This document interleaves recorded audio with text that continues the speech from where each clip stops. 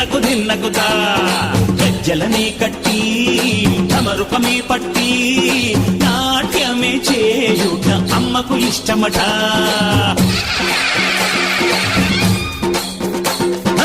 ఊరే ఊగేల ఇయ్యాలి హారతి, కాయలు కొట్టి ఫలములు పెట్టి పాదాలు తాకితే అడిగిన వరములు ఇచ్చును తల్లే.